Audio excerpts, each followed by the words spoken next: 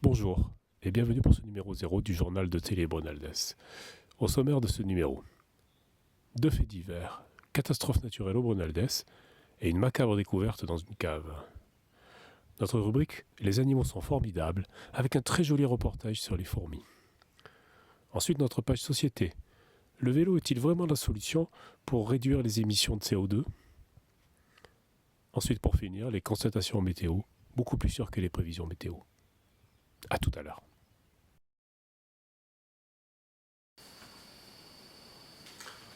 Le 19 février 2010, alors que nous étions encore sous le choc du tremblement de terre à Haïti et au Chili, le Brunaldès a été pendant quelques heures coupé du monde à la suite d'un glissement de terrain. Les pluies avaient été abondantes les jours précédents, et c'est au petit matin que les habitants du hameau découvrirent environ 4 à 5 mètres cubes de terre et de pierre au milieu de la route. Pensant dans un premier temps dégager eux-mêmes la coulée de boue, ils renoncèrent rapidement à leurs pelles et leurs brouettes pour appeler les équipes de secours de la commune. 1 heure et demie après leur coup de téléphone, 2 personnes et du matériel arrivèrent sur place. Tout fut dégagé et nettoyé en 1 heure seulement. Le Brunaldès était à nouveau relié au reste du monde. Un grand merci donc à l'équipe chargée de l'entretien des routes de la commune de Saint-André-de-Lancise pour leur efficacité et leur rapidité d'intervention.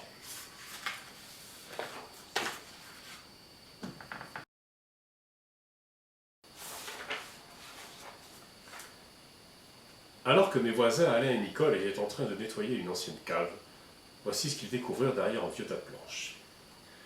Le cadavre d'un animal momifié et très bien conservé, d'environ 50 cm, sans la queue.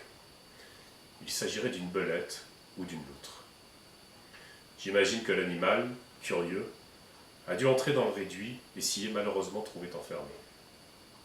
Ne pouvant sortir, il a usé ses griffes jusqu'au sang sur l'épaisse porte en châtaignier. Il y est certainement mort de faim et de soif dans d'horribles souffrances. Je profite de l'événement pour rappeler aux parents passant par le Brunaldès un évident conseil de prudence. Vérifiez bien au moment de votre départ qu'il ne vous manque aucun enfant.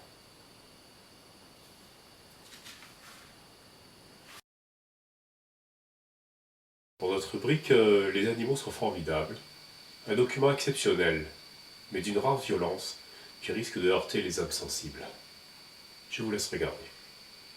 Un jour, en fin d'après-midi, je remarquai un inhabituel grouillement de fourmis sur le mur de la terrasse. Je cherchais à comprendre pourquoi autant de fourmis se trouvaient là et quelle en était la raison. Ce que je découvris me fit froid dans le dos. Il s'agissait d'une bataille, une guerre entre les grosses fourmis et les petites fourmis.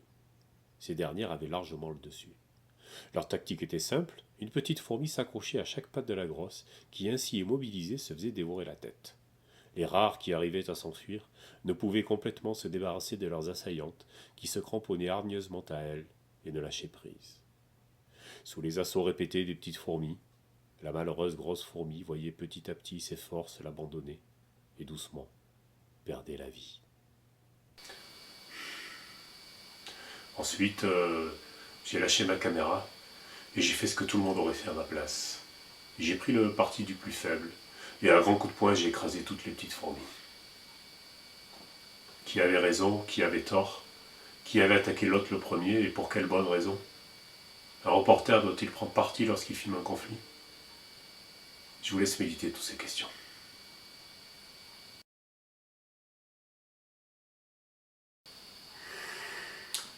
Pour cette première rubrique société, je vous propose d'en finir avec l'idée que le vélo est le moyen de transport ne produisant aucun rejet de CO2. Ok pour un vélo qui reste au garage.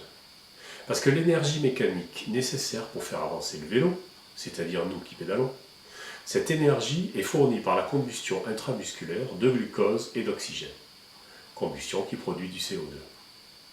On peut facilement calculer cette émission à partir de la consommation d'oxygène. 1 km à vélo nécessite de consommer environ 6 litres d'oxygène et produit 6 litres de CO2, soit environ 11 grammes au kilomètre. Par une extrapolation purement théorique, compte tenu de l'accroissement exponentiel de la consommation énergétique avec l'augmentation de la vitesse, un cycliste qui roulerait à 90 km/h émettrait largement plus de 50 grammes de CO2. à comparer avec les émissions des véhicules à moteur les plus courants. Chiffres fournis par l'officiel ADEME. Un calcul similaire est valable pour la course à pied et d'ailleurs pour tout sport d'une manière générale. Moralité, pour sauver la planète, il faut rester couché. Le mois d'avril, c'est le retour du printemps. Partout, c'est une explosion de joie après les longs mois du sommeil de l'hiver. Les bourgeons sur les arbres ont éclos, et de petites feuilles vertes apparaissent. Les prés reverdissent et se parsèment de fleurs multicolores. Les oiseaux commencent à construire leur nid pour abriter le fruit de leurs amours. Au potager, toutes les graines sortent du sol, annonçant de bons gros légumes.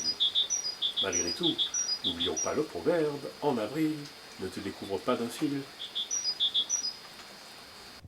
Voilà, c'est la fin de ce journal. J'attends avec impatience vos réactions, vos commentaires, vos suggestions. Rendez-vous pour le numéro 1, très prochainement. Et d'ici là, je vous laisse méditer cette réflexion de notre ami Jean-Luc Godard. Pourquoi est-ce que je regardais la télévision? Est-ce qu'elle me regarde, elle? Allez, à bientôt.